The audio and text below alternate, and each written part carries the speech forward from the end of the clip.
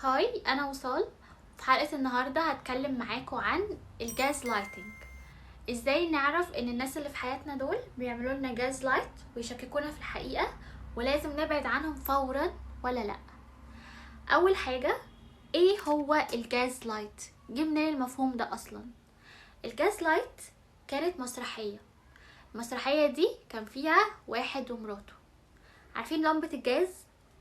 اسمها جاز لايت. لمبة الجاز دي كانت عندهم في البيت، فكان الراجل ده كل يوم يجيب لمبة الجاز دي ويقلل الإضاءة بتاعتها حاجة صغيرة قوي. فست مراته تصحى من النوم وتقول له: هو انت قللت الإضاءة بتاعت النور؟ يقول لها لا. فالست تستغرب. في الأول كانت بتصدقه. فضل يعمل كده كل يوم كل يوم لحد ما الست بدأت تشك في ذاكرتها، ومع الوقت كانت قربت تتجنن. فمن هنا جه مفهوم الجاز لايت، ان حد يخليك او يخليكي تشكي في مشاعرك او في الحقيقة. نفترض انت او انتي عندكوا علاقة بحد، الحد ده عمل معاكي حركة وحشة، نفترض انه زعقلك قدام الناس، حاجة تزعل اي حد. هتروحي تشتكي له من الموقف ده وتقولي له: انت عملت كذا كذا. هو عامة ما ينفعش حد يزعق لحد قدام الناس، بالذات لو حد قريب منك. فهو يعمل حاجة من حاجتين: يا اما هيبرر موقفه ويقولك اصل انت او انتي استفزتيني فبناء عليه انا زعقتلك، which is not a good reason. او يا اما تاني حاجه هينكر مشاعرك، هيقولك انتي اوفر، انتي حساسه، انتي نكديه، ما حصلش حاجه لكل ده. ففي النهايه انتي هتحسي ان المشكله من عندك وان هو ما عملش حاجه، انتي السبب. يا اما انتي اللي استفزتيه، يا اما انتي اللي اوفر ونكديه، انما هو ملاك ما عملش اي حاجه خالص. الكلام ده بيتقاس على علاقاتنا بصحابنا، ناس في اهلنا، البارتنرز اللي في حياتنا. اي حد في الدنيا ممكن يدخل حياتنا يكون على درجه معينه من القرب ممكن يعمل لنا الجازلايتنج ده. وفي كل الحالات لازم نكون فاهمين ان الشخص اللي بيعمل لك جازلايت ده هو مش بيحبك. طيب ازاي اعرفه؟ رقم واحد، بيشككني في ذاكرتي. يعني لما اجي اقول له على موقف معين حصل بيني وبينه، يقول لي لا ما حصلش، ويبدا توهمني فعلا ان انا غلط وان الكلام ده ما حصلش. الشخص ده بيكون شاطر جدا انه يفكر رياكشنز، فعشان كده لازم اكون واعيه كويس باللي بيحصل. تاني حاجه الشخص الجازلايتر بيعملها انه بيقلل من مشاعرك او بيقلل من مشاعرك. زي ما قلت، لو حصل موقف معين الشخص ده جه ان بابليك وزعق لي او عمل حاجه زعلتني وانا جيت واجهته بيها، هيقول لي يا اما انتي حساسه، انتي نكديه، او انت مكبر الموضوع. عموما هو مش هيحس خالص ان الغلط من عنده. تالت حاجه الشخص الجازلايتر بيعملها، بيغير الحقيقه وبيصمم عليها. يعني حتى لما بتيجي تواجهه بالحقيقه ويكون معاك دليل، هو بيغيرها وبيصمم على كلام ويفضل يأكد على ان انت برضو غلط رغم الدليل اللي معاك. رقم 4، ودي اهم حاجة، اي شخص متلاعب نفسيا اول حاجة بيعملها عشان يقدر يتمكن منك او منك ان هو بيعزلك عن الناس او يعزلك عن الناس، بيعملك isolation. ازاي؟ معنى ان انتي او انت تكون مع حد وفي نفس الوقت مش حابب علاقتك بصحابك او علاقتك بصحابك، او مش عايز يكون في بينك وبين اهلك او ناس معينة في حياتك درجة قرب كبيرة، الشخص ده بيحاول يستحوذ عليكي علشان لما يحصل اي حاجة فيها نوع من انواع الجازلايتنج انت ما تقدريش تشوفي الحقيقة دي. يعني ما تروحيش للناس اللي بيحبوكي وتحكي لهم الموقف وتقول لهم ده عمل 1 2 3، فهم يقولوا لك لا الشخص ده مش كويس تبعدي عنه. فهو بيسحبك من الناس او بيسحبك من الناس بالتدريج علشان يقدر يستحوذ عليك، علشان تقع او تقعي في تراب الجازلايتنج وتحسي ان المشكله من عندك. ومع الوقت ثقتك في نفسك تقل وتبداي تحسي ان انت فعلا بيتهيألك وان انت اوفر. في انذر كيسز بتحسي ان انت مش كفايه، تخرجي او بتخرج من العلاقه دي خسران حاجات كتيره قوي قصاد ان انت فهمت انه الشخص الغلط. فعشان كده منسمحش لاي حد ايا كان هو قريب مننا قد ايه انه يبعدني عن صحابي، يبعدني عن اهلي، يبعدني عن شغلي، يبعدني عن اي نوع من انواع الحياه والرفاهيه اللي في الدنيا. طبعا الشخص ده ليه وقته، بس ما ينفعش يعزلني عن الحياه. السيده عائشه رضي الله عنها كان عندها اصدقاء، عمرنا ما سمعنا ان الرسول عليه الصلاه والسلام بعدها عن صحابها دول او عزلها عن الناس. بالعكس، العلاقات السويه كان كل شخص ليه حياته، كل شخص ليه صحابه، محدش كان بيعزل التاني خالص. لو لقيتي العلامات دي بتتكرر لازم تهربي. يؤسفني ان اقول كده، بس الشخص اللي بيعمل معاك كده هو مش بيحبك، هو genuinely مش بيحبك.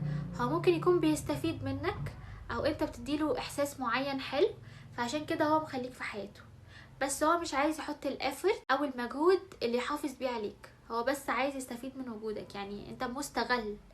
فالشخص اللي بيعمل كده يا جماعه والله ما بيحبكوش، ايا كان بقى هو مين.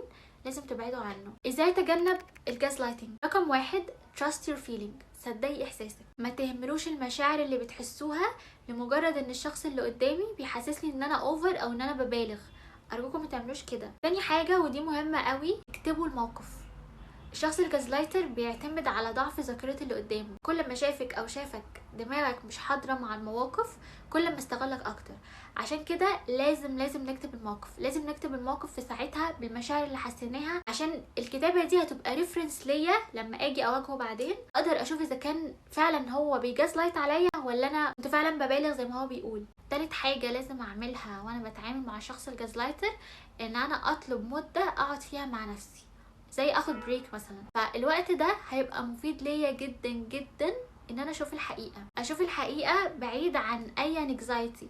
لو احنا بنتعامل عادة مع اشخاص نارسيستك او اشخاص جازلايتر، مستوى الانكزايتي بتاعنا بيبقى عالي، يعني لدرجة ان انتوا ممكن اصلا وانتوا بتبعتوا مسج تلاقوا نفسكم بتترعشوا او خايفين او بتوفر انالايز الحاجة اللي هو بيكتبها، بتقعدوا تحللوا كل كلمة هو بيقولها وتبنوا عليها احداث وتحللوها زيادة عن اللزوم. يعني مبدئيا ده مش صحي خالص. الشخص اللي يوصلني ان الكونفرزيشن العادية اللي بتتقال دي اقعد احللها واوفر انالايز كل كلمه بتتقال، واوفر انالايز جوه مخي اللي انا هقوله وارجع فيه، بعدين اكتبه وبعدين احس ان انا ندمت المفروض كنت اقول كده، لا المفروض ما كنتش اقول كده.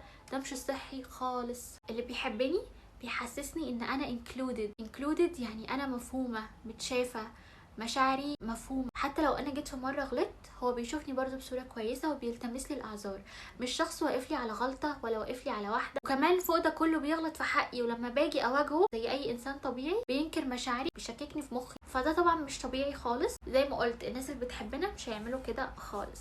وانس ان الاحظ حد زي كده في حياتي او ادرك انه ده موجود، لازم اوك اواي على طول، ما استناش ثانيه واحده. يعني خلاص هقعد اعمل ايه؟ اخر واهم حاجه لازم اعملها عشان اقدر اتعامل مع الشخص اللي بيعمل لي جازلايتنج، ان انا اقرا عن الموضوع. knowledge is power. لما انا اجيب كتاب واقرا فيه عن الجازلايتنج او most popular techniques عن الجازلايتنج، انا هقدر افهم اذا كان انا فعلا بيتعمل لي جازلايتنج وفي حد بيضحك عليا وبيوهمني بحاجه غير الحقيقه، ولا انا فعلا ببالغ وحساسه واوفر زي ما هو بيقول. وعاده لو انت حسيت ان بيتعمل لك جازلايت فانت بيتعمل لك جازلايت. وحاجه كمان، لو انت عاده الناس مش بتقول عليك او مش بتقول عليك انك حساسه او بتوفر رياكت على الحاجه، والشخص ده الوحيد اللي بيقولك كده، تاكدي ان المشكله من عنده هو. عشان كده بقول لازم نقرا يا جماعه. knowledge is power.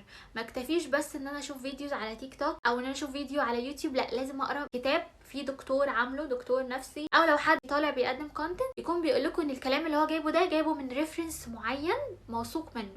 ناس كتير قوي طالعه دلوقتي بتتكلم عن النارسيسم والجازلايتنج والبوردر لاين، مسميات نفسيه طالعه دلوقتي بشكل ترندي، الناس دلوقتي فاهماها بشكلها الخاطئ. يعني لو جبنا كتب وقرينا الحاجات دي فعلا بمفهومها الصح، هنقدر نعرف اذا كان احنا كنا بنتعامل مع اشخاص نارسيسستك فعلا واشخاص بيعملونا جاز لايتنج فعلا، ولا انا مجرد معمول لي زي برين ووشنج. يعني السوشيال ميديا او فيديوز التيك توكس مخلياني مغسول مخي، شايفه ان كل اللي حواليا ريد فلاجز وكل اللي حواليا بيعملوا لي جاز لايت. لان فعلا التيك توك والسوشيال ميديا عموما علاقاتك 10/10 ممكن توصلها لك لتحت الصفر. يعني ممكن تفتح عينك على حاجات هي مش حقيقيه وتقولك ان اللي حواليك ده ريد فلاج، مع ان العلاقه كود وورك اصلا بيتر. بتشوف حاجات بتقولك ان الشخص اللي معاك ريد فلاج او شخص مش كويس، مش ضروري ان انت تشوفها اصلا. عشان كده لازم نقرا من كتب وريفرنسز موثوق منها، حاجات ريلايبل. عايزين نجيب الحاجات الريلايبل دي شات جي بي تي، يعني انا اهو بجيب منه معلومات كتير قوي ريلايبل. شات جي بي تي اقول له عايزه مثلا كتاب عايزه اقرا عن الجاز لايتنج، recommend me a book talks about the gaslighting, recommend me a book that talks about the narcissism. شوفوا كده شات جي بي تي وتجيبوا من عليه اكتر تكنيكس الجاز لايتر بيعملها، او تقولوا له recommend me a book talking about the gaslight. هيريكومند ليكوا بوكس هاتوها من على امازون واقراوا وافهموا واعرفوا انتوا بتتعاملوا مع مين، وشوفوا انتوا حياتكم ماشيه ازاي. ومش عيب خالص ان انا اتحط في موقف ضعف، او ان حد يستغلني لمجرد ان انا طيب او مش فاهم قوي. عادي، كلنا بنقع في الاخطاء دي، و it's not related to how educated you are or how smart you are.